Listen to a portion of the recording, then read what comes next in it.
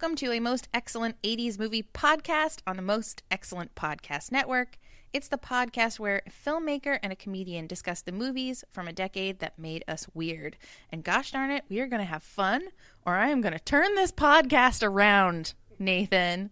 With us, as always, is Nathan Blackwell, a filmmaker of Squishy Studios, the writer, director, creator, do-everythinger of Voyage Trekkers, which is an amazing web series, as well as many other award-winning and notable projects. Well, thank you for that introduction. We're trying something new. Okay, and then also with us is Chrissy Lenz of National Comedy Theater, an improv expert, a theater where comedy is not just the... I'm not the improv comedian here. She's great at it. She's really great, and she's funny. So those are our credentials. Uh-huh. Yeah, so of course we're here to talk about movies from the 80s. We're going through the years. We have landed in the year 1983, and we are going to talk about National Lampoon's Vacation.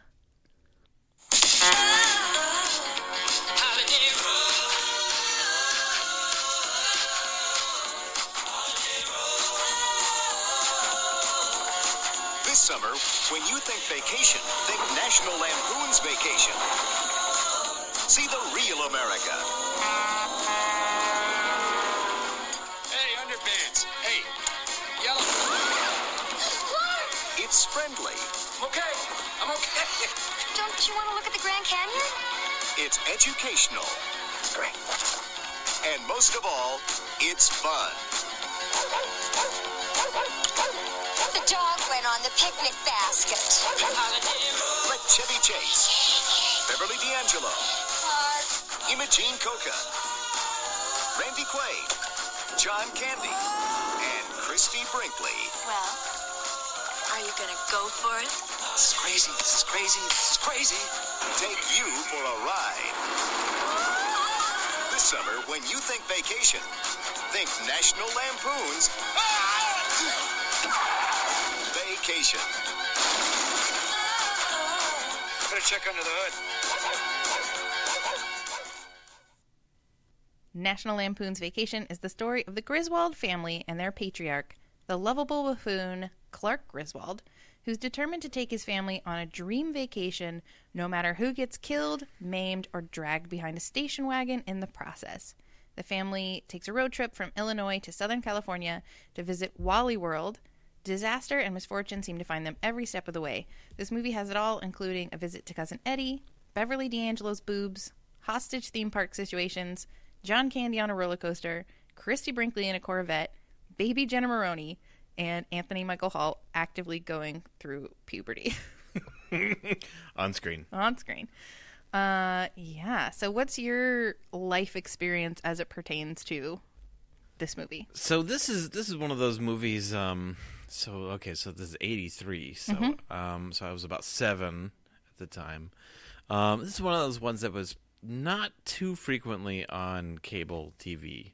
You know, we didn't have cable TV at my parents' house. It would be on my grandpa's house, and it was also one of those movies that is kind of punctuated by these adult moments that probably meant that I would never see it all the way through in one sitting. Right. I'd see parts of it. And then because this ended up being such like a comedy classic, there's scenes and moments that you see all the time, you know, repeated, like the car launching, you know, doing kind of a jump through the space. The Christy Brinkley scenes are probably, you know, those are classic. You see those over and over again. But there's some parts in this that I you know, I don't know when was the last time I'd seen it all the way through. Decades at least, you know. And so there were some parts that I, of course, knew really, really well. I probably had seen, if there's any sequence I had seen the most of, it's the ending once they get to Wally World, you know. But the rest of it, it was kind of like something you know really well, punctuated by long, like, I don't know if I had even ever seen the Randy Quaid farm sequence. I feel like I hadn't, And Cousin Eddie, we remember so specifically from Christmas Vacation. Oh, yeah. Yeah, absolutely. It's easy to forget him in regular Vacation. Yeah. In just Vacation. It was almost like a prequel. Like, what? Because I know the Christmas Vacation one way better. Me too. And then to see him, it's like, oh my God, they used him. It's like, oh, he was in the first one. He was there. Oh, look, it's Obi-Wan and Yoda. This was not one of the staple movies of my household. No, well, that's the thing. It's kind of a college student kind of movie. It's a like little National raunchy. Lampoon's the style and comedy of National Lampoon's is like along the same kind of level as like Saturday Night Live, but a little raunchier, like Meatballs, which Harold Ramis directed before this. Yeah, it was kind of pushing the edge a bit, Yeah. I as a kid I liked Chevy Chase. Oh, me too. It was like things with like Fletch, and Three Amigos. I mean, Three Amigos, of course. That's one of those movies that's like written into my DNA. Yes. Yeah. So I didn't have a ton of experience like you. I don't have this movie memorized start to finish. It'd probably been a really long time since I sat down and watched the whole thing. And there were things I loved upon this viewing and things that I really hated. And so I have a lot to say, so I'm excited. It's a John Hughes movie. Yeah, so it was directed by Harold Ramis, of Ghostbusters. But he also directed. He did Meatballs, which is theoretically the very first memory I can remember, which was seeing Meatballs in the drive-in. Oh God! So I must have been like 3 years old. Nice. I remember the station wagon. I remember, yeah. So and then written by John Hughes. Yeah, and based on a vacation story that he wrote. So I found out some fun things about the movie, but first I think we should like jump in and just talk about it, and then I'll be like, oh, I found out this, I found out that. Right. Anyway, so there are things I love about this movie as much as there were things I hate about E.T. There are things that I love about Vacation. I love misplaced enthusiasm, and I love like that he just can't be deterred. Yeah. It's interesting. It's like this movie is really about the struggles of like a repressed, suburban dad trying to engineer fun for the family. In fact, at one point he says, "We're going to have so much fucking fun." He just shouts it at the family. They're like, "Okay." Yeah. But yeah, it's like, it's like I was looking for like the John Hughes DNA in this, watching it. And I think, in the whole kind of theme and pursuit of Clark Griswold's need, his quest of just, this is basically kind of a comedy. I don't want to say dissection. That's giving it maybe too much intellectual, weight. But it really is like the struggles of the psychological struggles of this like suburban dad who has a terrible job, and he wants to do the right thing for his family. He wants to have the perfect family, and he doesn't have the perfect family. He doesn't have the perfect life, but gosh darn it, he's going to have like the perfect vacation, and he's putting so much emphasis into this. And it's basically like the movie is really about the it's not really the best way to go about it, I'm not sure if he even learns that lesson, because the ending is so. Because I also think that we'll talk about this later, but the ending was completely reshot. It didn't test well at all. I mean, but they took him to like the nth degree. Like in the original version of the movie, he went to the founder, Mr. Wally. Roy Wally. Yeah, he went to his house, I think, and took him hostage. Yep, and they said they repurposed the ending because they liked it. That's how we ended up at the end of Christmas Vacation. Was that they were just like, okay, well, it didn't work for Vacation. We'll use it in Christmas Vacation. The whole kidnapping, hostage where he goes too situation. far with his boss. Yeah, no, he does not at all learn a lesson, because a lot of the comedy of the movie is based on Clark believing that with no knowledge at all, he can just be like, what does he say to the car dealer right at the beginning? Then it's Eugene Levy, who I love. And he's just like, I'm no common buffoon. I won't be taken for a ride here, mister. And of course he will be taken for a ride. He kind of puts up a good fight in the beginning, but when he brings the car home to his wife, it's like, oh, no, this was a better deal. This is, it's like, this was all my choice. I don't make mistakes. Right. We're going to have the time of our lives. Yeah, and he's really pushing for this, even though, like, no one else in the family wants to go along. But I love looking at movies from the 80s and seeing the wonderful 80s things, like when he plays their computer simulated thing of like a station wagon. Right. He's showing on their computer. He's like created his own little program on the computer, and then they're able to play it like a video game. It's like that we can't even do that now. We can't even do that now. No, that's not how computers work. I love them singing in the car when they're all just like singing songs. Apparently this car didn't have a radio because they're just singing, and I remember doing that shit on road trips with my family where like someone would just pick a song and we all had to sing it, and you're just trapped. There's not like the portable like entertainment devices, so you just have to sing with your family. And at the beginning I really liked that it was a couple who liked each other.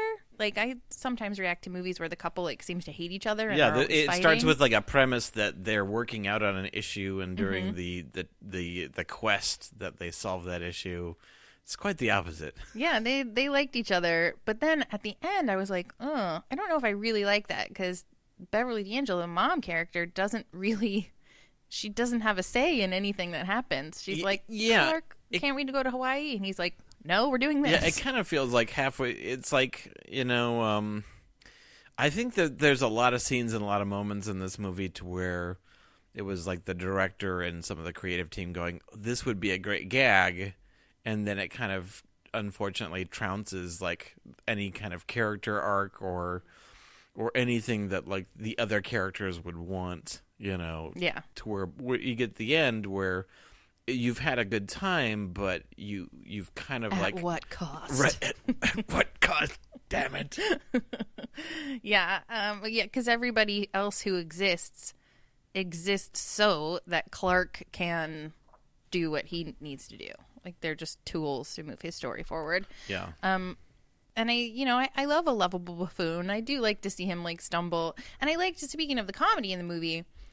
We watched Airplane, and so this felt the same to me. Yeah. It was like, so, and one of the initial criticisms about the movie, why it was hard for them to get it made, is they were like, it's too episodic, it won't play, and they do just go from bit to bit to bit to bit with the narrative sort of stringing it all together. Right. Like I love the bit about him falling asleep at the wheel for apparently miles and miles down the road. This car has great tire suspension or whatever. It doesn't pull to the right or left. It was a good choice, yeah.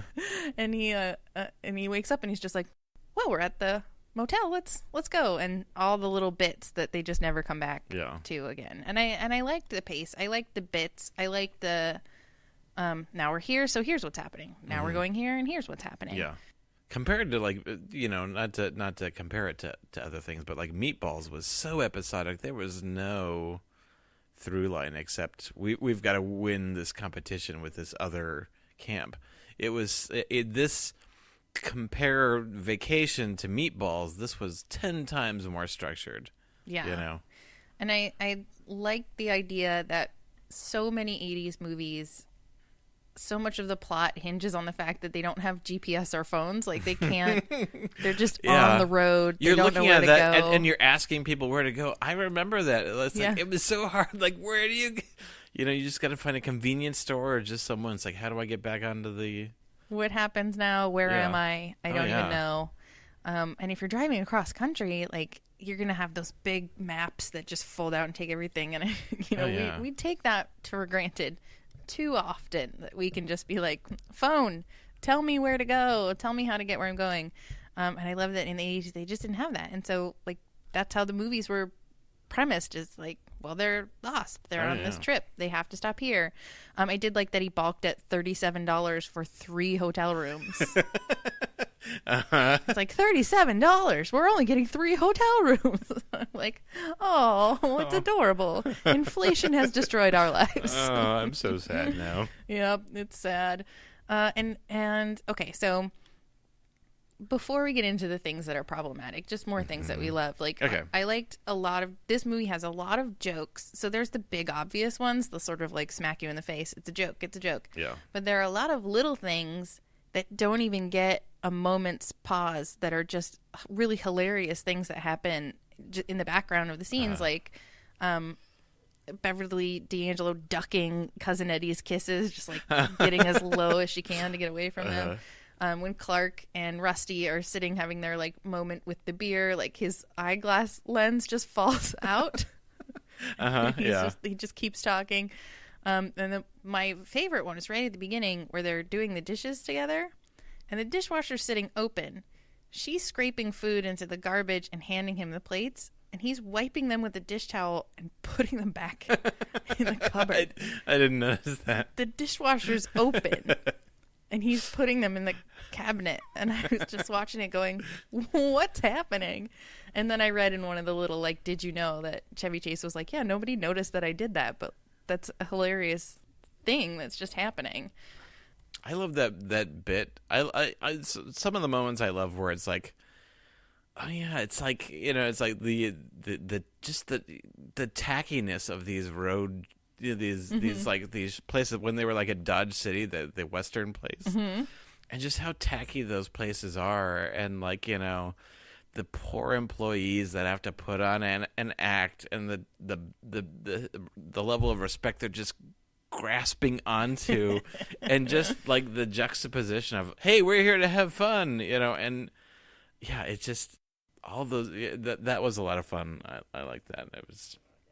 And there is one point where the family wants to stay and see something. They want to stay someplace and stay or do something. Yeah. And he's like, oh, we could do that. Or we could go, but then we'll miss the world's second largest ball of twine. The House which of is only Mud. 4 hours away. Yeah. The largest freestanding structure of mud. Yeah. And he's just so excited about those things. Yeah. I feel like the movie was setting up for him to learn the lesson that kind of forcing his whole family to drag them down a certain path. No, we've got to have the perfect vacation. We've got to go to Wally World.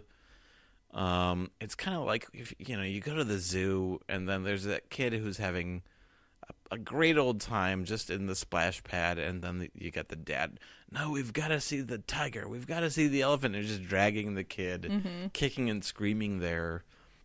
I've had that experience. Like I would go to the zoo with my family. I always wanted to, and SeaWorld too. Like, I'd be like, just park me at the stingray exhibit. I want to pet the stingrays all day. You guys go do what you want. This is where I want to hang out. Yeah, that used to be my job. I know. And I would see that all the time, you know. Just people who couldn't just like chill and let the whole family relax. They had kind of a list of to-dos that they had to do. And by extension, we're making their family miserable. Yeah. And, I mean, ultimately, the family learned that lesson, but he didn't learn that lesson.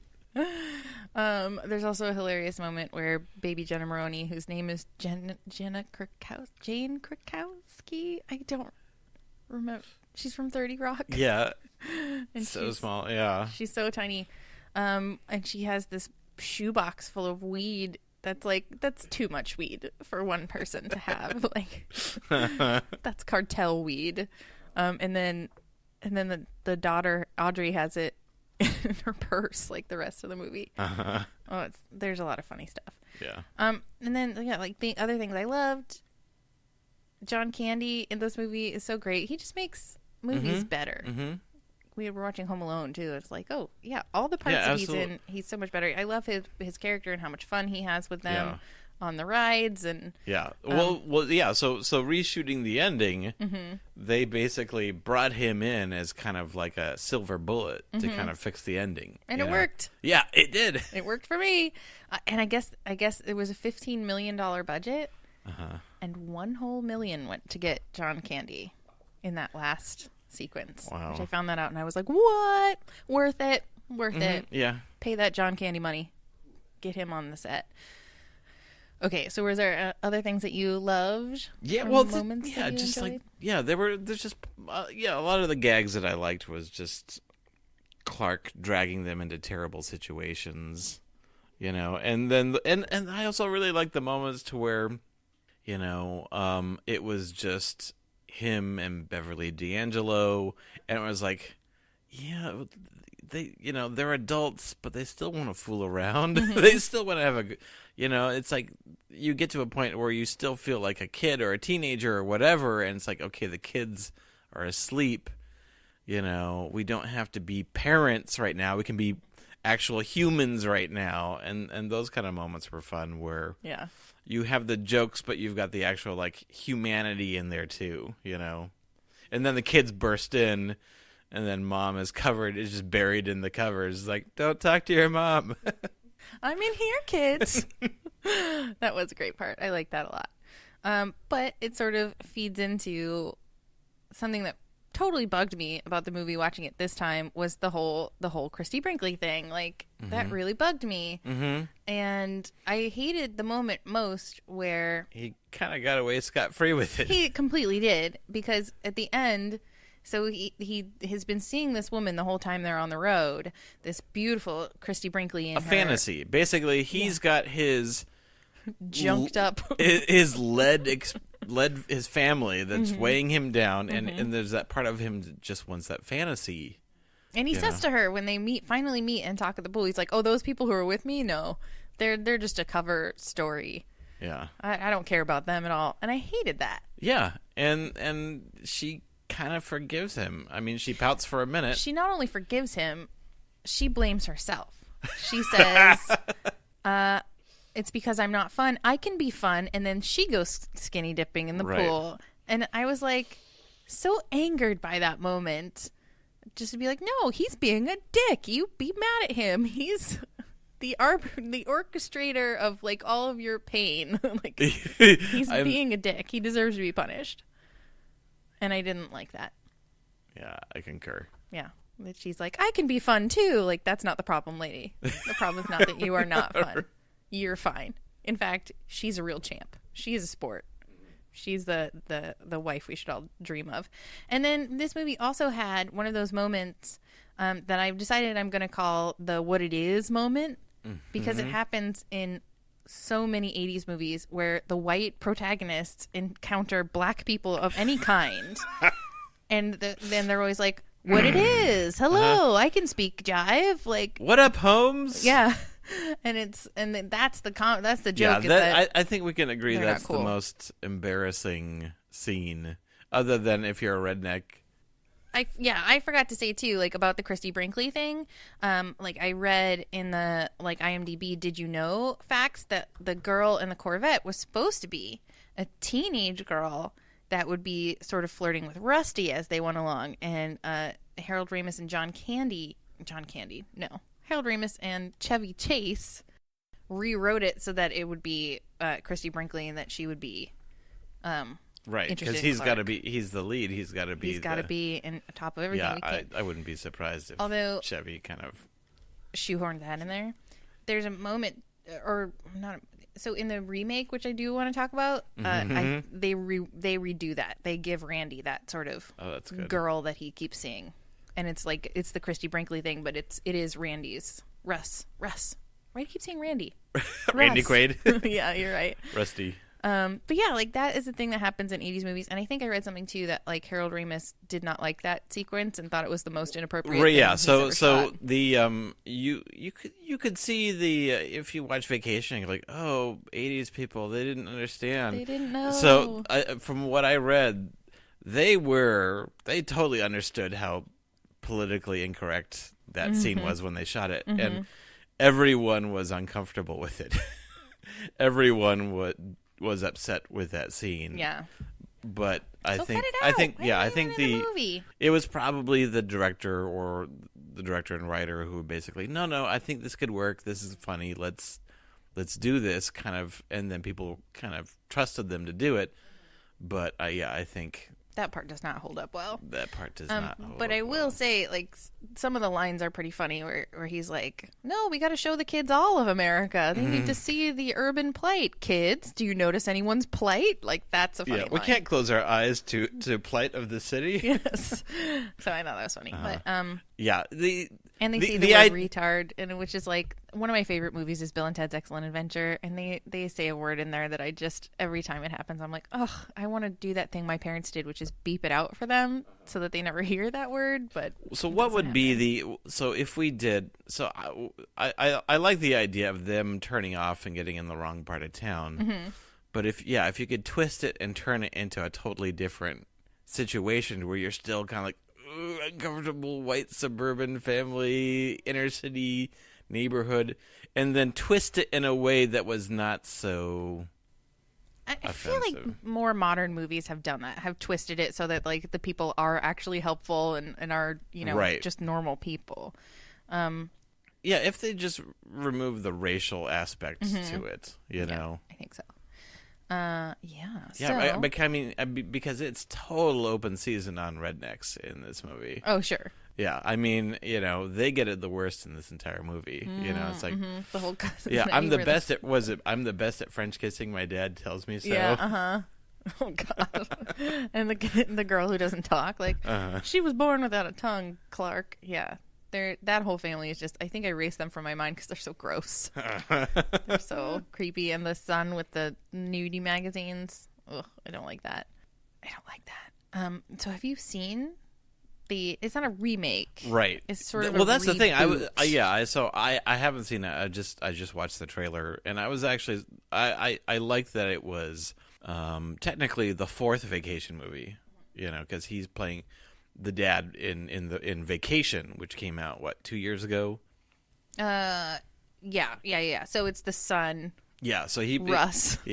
Russ. And he is taking his family on a trip. Yeah, to that's a good angle.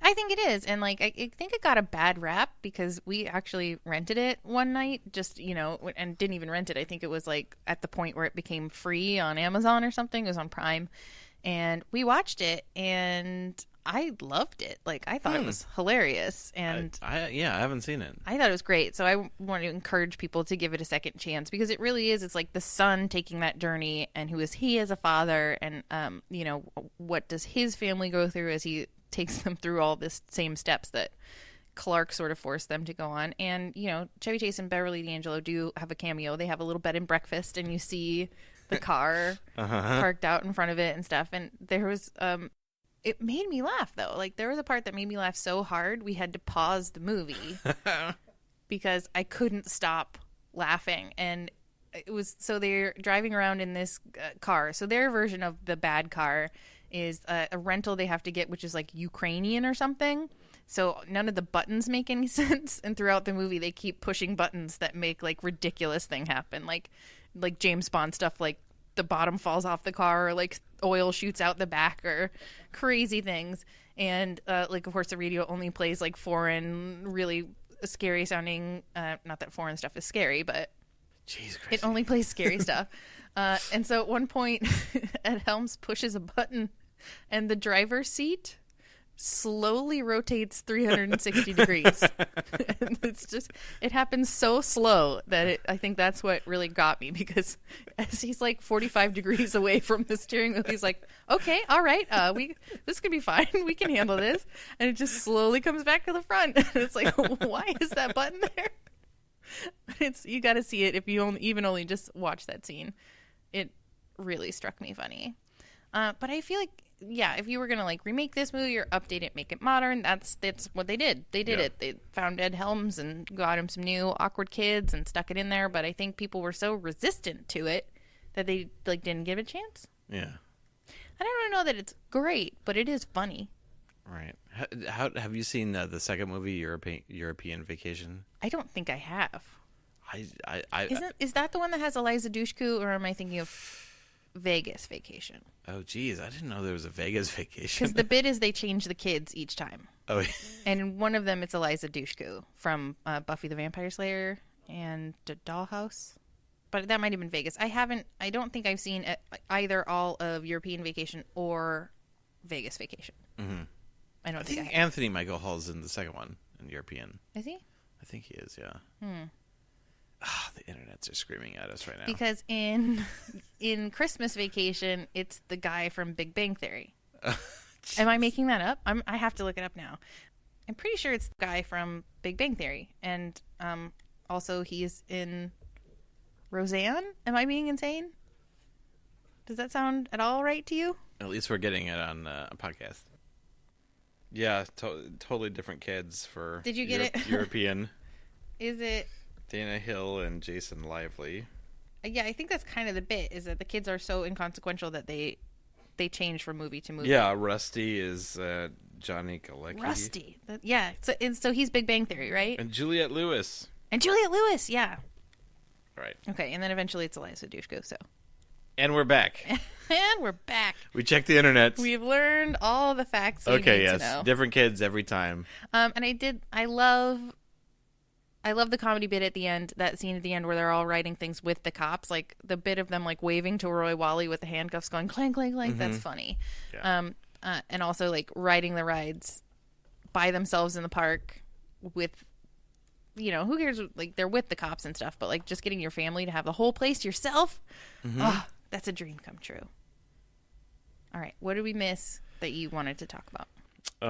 I noticed that in the slow motion running shot, which was, a parody of what Chariots of Fire, mm-hmm. that there was that they must have had some kind of shiny reflection board on them, mm-hmm. which was shaking as they were shooting that slow motion shot, so you could see like the light on them fluttering all the time. Mm. Ooh, yeah. That's a filmmaker thing. That's a filmmaker thing. I did read a lot about how everybody hated that reshot ending because it was super duper hot at Six Flags where they filmed it, and they kept having to ride the rides, and so everyone was just vomiting so yeah, you would probably, if you're filming it, you'd lock the camera down, and then you would just, because the roller coaster ride, it's what, like a couple minutes, 2 minutes, something like that, and so you'd probably want to do just a couple of them, like 4 in a row, and yeah, everyone was just puking out of their noses. Oh my god, that's so gross. And they're like, yeah, no, I really was terrified. That really did suck. And like Anthony Michael Hall is so much taller at the end of the movie. And I love all their clothes. I love 80s movies for the fashion. As an 80s movie, this is pretty great. In terms of just... And I do recommend people watch it. And I think the same is true of Airplane, the other comedy that we discussed, which is like, yeah, those jokes are dated. But that's where we were at in 1983. Like, what can you say about it? That's where we were. And I think it's funny. And I do think it holds up. Like watching it now, I enjoy all of the quirkiness about the 80s stuff, aside from those little things that I already mentioned. I like watching, an 80s comedy sort of unfold in that way. And I think this one holds up. I enjoyed it. I'll wait 10 years and watch it again. I concur. All right. So what is your deep cut recommendation? We're going to do movie or TV, and then something that's not movie or TV. So I'm gonna do not a movie or TV. My actual deep cut recommendation is a road trip. Go on a road trip. What a real life thing? Like a real life road trip. Yeah. Pokemon Go. What are we? Yeah, you can play Pokemon. Go to road trip to California. Get to a nice place that Pokemon spawn. Yeah. Even if it's just a road trip 2 hours, it's like we're in Phoenix, 2 hours up north to Flagstaff. Go on a road trip. Remember what it's like to drive somewhere, not fly somewhere, mm-hmm. and preferably take someone or someone's with you. It's like watching this movie. I had so many good memories of just the family trips. That's the way.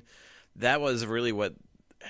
Do people still do that? I don't know. You've got a family. I never take them anywhere. They live in a bunker, yeah. And I just trot them out for public appearances.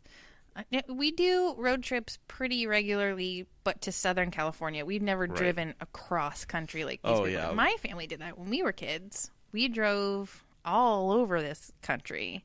We drove to Florida once. We drove up to Vancouver once. Yeah, we drove like maniacs. Wow. Yeah, it was too much. Well, my dad was an RV guy. See, that's living in luxury. Yeah, my dad had a van, and so it was like a moving room Oh, yikes! with dark windows. I But that was pretty exciting because Yeah. you would be in the van, and you'd usually be playing with some toy you got just for the trip. I was like, oh my god, it's a new Star Wars toy or whatever. And so you're in the back of this moving room, and then a couple hours later, you open it up and there's a forest. Like you're in the forest of like Prescott or something like that, and it's like, oh my god, yeah, That's fun. Yeah, traveling in an RV is kind of a unique experience. Ours was a converted Greyhound bus. Oh wow. And, it had a cassette tape deck, and my parents had like 8 cassette tapes, and it was like Barbara Mandrell and Crystal Gale. And so, like, that's what you listened to. I remember one time I got in trouble for playing one of my mixtapes, and there was like a Guns N' Roses song or something, and my mom's like, this is filth. It's Satan music. So, back to Barbara Mandrell. I wonder if you could, like, make a fortune offering millennials, like, curated 80s road trips and just be like, nope, you get 1980s technology, sit in the back of my car, I will drive you. That would be pretty great. Like, you could hook up with Uber somehow. You get a van. It's only a certain collection of 8 tracks. Yep. And that's bring it. your 80s clothes. And we'll just point out the way the world was back then. Yeah, and then you hit specific, like, the world's largest twine, or here's the T-Rex statue, or whatever like that, Yeah. I love it. Yeah, Route I bet you could. Route 66. I bet you could, like, come up with a few, like, take people to those teepee in Wickiup and the Space Age Lodge Motel, and, like, that's where you stay, and we'll take you on an 80s road trip. That'd be awesome. We're gonna put this together. And then you get there, and then the theme continues. Yeah. The rooms have been rented. There's like a buffet or some kind of event there, and you're just We show you 80s movies. bonfire. Yeah, you watch a movie projected out there, and there's a bonfire, and it's There's just something there. I think there's Okay. something here. What if you ended a summer camp? oh, that'd be great. What if, like, each part of the journey is, like, related to an 80s movie, and you end at a summer camp, and you have to do camp activities, and you hire a bunch of actors to be the preppy kids from across the lake? This is a deep cut. I know. I think this is a really good idea, though. I'm going to make this happen. Yeah, the camp counselors. There's the preppy kids, and Yeah. then There's a nerdy kids. you could pay extra to be part of the preppy kids. Yep. Yes, you could. You can either stay at our camp or you can stay across the lake at Camp Tiger Claw, which is nicer.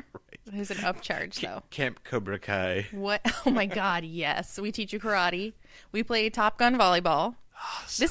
It's writing itself. Oh my god.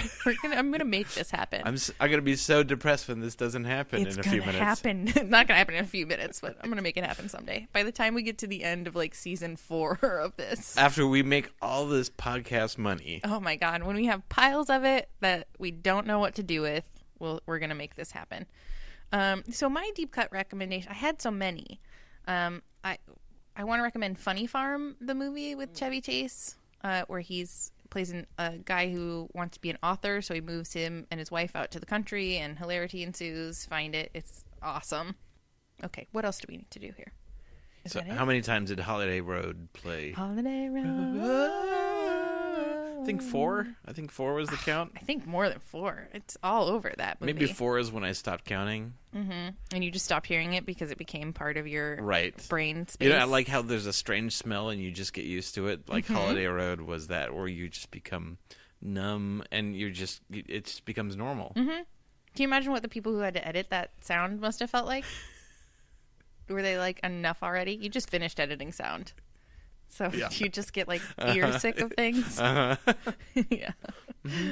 Like if you make coffee, you're just like, if I see one more cup of coffee, Right. if I have to hear Holiday You know what we Road. need is besides recommendations, is some kind of sum up moment. Like how well does this stand up? Like a rating. Yeah. How many Holiday Roads is this? How many Holiday Roads do we give On a it? scale of 1 to 10, like how well does this hold up? Yeah, I like that. Let's do it. We can start with a scale of 1 to 10 and then amend it as needed. So Right. so what would be at the 1 and what would be at the 10? Like a 10 movie that totally holds up, that's still perfect and wonderful, would be something like Back to the Future. Right. And a 1, Would be like Birth of a Nation. what is that? Look at it. Okay. I meant from the 80s. Is that from Right. the 80s? No, it's not from the 80s. It's... What's a terrible movie from the 80s that is horrible and doesn't hold up? I feel like anything I say is going to get me in trouble because I would probably say Flight of the Navigator. It's not great. I mean, I loved it as a kid, but I rewatched it, tried to get my kids to like it. Okay, so 1 being E.T. No. Right? No. No. And 10 being E.T. And 10 being E.T. Where between E.T. to E.T. Okay, so where would you rate this on that scale?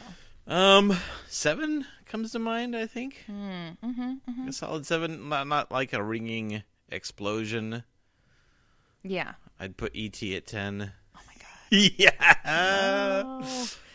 No. Yeah, I'll go with that. I'll agree to 7. How does that hold up? Yeah, I think You'll so. allow it? I will, because I think that if you had a cult classic style retro screening of this, people would come and be excited and they would dress up and Right, but it's not like a holy crap, blow the hair back, right. know. Whereas I would say Christmas Vacation is that for people, like the moose mugs and the people like go nuts about Christmas Vacation.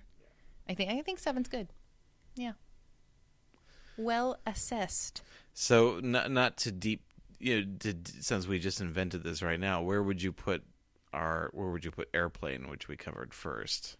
I'd give Airplane a 5. A 5? Yeah. I'd definitely give it higher. I'd probably give it a 7 as well. Because there was a lot. Because also coming into it, there was a lot with Airplane. I felt like this just won't hold up, and it was surprisingly funny. Still funny. Yeah, but again, there was plenty of. I mean, it's a shotgun. It's like a Gatling gun of jokes. It's like they just throw them at you, and if you miss Yeah. one, you don't like one. Well, don't worry. The next one is happening. Right. You're missing it right now, thinking about how you didn't like that one. And then Escape from New York, I'd put pretty high. I'd put a 8, maybe 8.5. I think 8.5. 8.5. I don't know. And then E.T. I might go higher on Escape because I think that there are so many reasons to rewatch that movie. There's a litany of reasons that you would be like, you know what? Let's watch Escape from New York right now. And I feel like if you had a screening of that, people would come, they would dress up, they would be excited. It's exciting. In fact, I think that might have happened recently. Yeah. And people were probably excited. And then you give E.T. a 10. For personal reasons, I abstain. Obviously. Yes. And then, so that leaves us, so what movie is next week? Next week, we are doing, from 1984, A Nightmare on Elm Street. Ooh, a Christmas movie. Yeah. Wait a minute. The Christmas of your nightmares. That didn't make sense. Right. That didn't make sense. It's in the podcast. I'm excited, though. I'm really excited to watch A Nightmare Before too. Christmas. Yeah. I just said A Nightmare Before Christmas because you put it in my head. Nightmare on Elm Street. A Nightmare on Elm Street. Yeah. Yeah, I'm excited. Baby Johnny Depp. Super excited. A horror movie. I love it. Yeah, I've got strong feelings about Nightmare on Elm Street. Good. We shall discuss. Yeah, excited. All right. So to be sure to join us for that, as always, you can find us online at mostexcellentpod.com. Find the Most Excellent Facebook group and Instagram. We are Most Excellent Pod. You can find Nathan at squishystudios.com. Yes. And also, just Google Voyage Trekkers. Right. And watch it. Voyage Trekkers. Trekkers. Trekkers. Find it. You won't regret it. And then Chrissy Lenz at National Comedy Theater, NCT.com. NCT Phoenix. NCT Phoenix, that's right. Yeah. And for National C for Comedy, T for Theater, Phoenix all spelled out, .com. You guys know the podcast drill. Help us out. Like, rate, review, thumbs up, share, subscribe. Are there other things? Whatever things there are, do them. If there are other ways that you can let people know, go ahead and do that. Go ahead and do that. If you come up with a rating systems, like how many DeLoreans do you give this movie? I don't know. We'll think of it. We'll maybe do a different one for each. I don't know. Thank you for listening. And while you're out there in the world, remember not to close your eyes to the plight of the city. To be excellent to each other and Holiday Road.